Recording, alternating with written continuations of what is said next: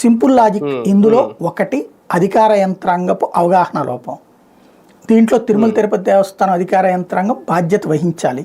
ఇప్పుడు శ్రీవారి సేవకుల్ని పట్టుకొచ్చి ఇట్లాగా ఈ క్యూ లైన్లో నడిపేది పోలీసు శ్రీవారి సేవకులు.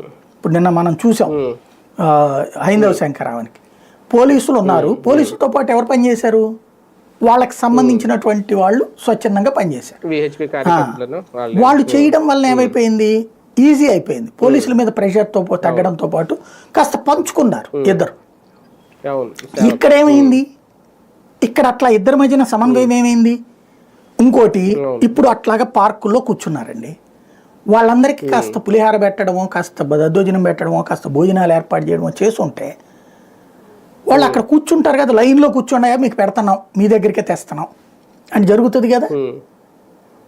ఇక్కడ జవాబుదారీ తీసుకోలేదు. రెండవది ఇక్కడ ఇంకొక కీలకమైన విషయం చాలా మందికి తెలియట్లేదు. ఇక్కడ ఈ సిస్టంలో ఒక పెద్ద ల్యాప్సెస్ ఉంది.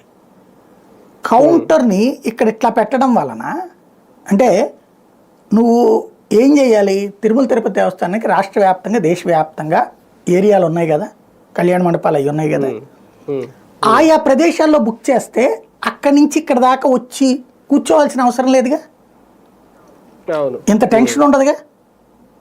నెంబర్ 1. రెండవది ఇక్కడికే వచ్చేసేటప్పటికి ఇప్పుడు ఏంటో తెలుసా మీకు అతిపెద్ద ప్రెషరు ఊరి మీదన. ఇవాళ మనం వెళ్ళి క్యూ లైన్లో నుంచున్నాం, ఇవాళ మనకు రాలేదు.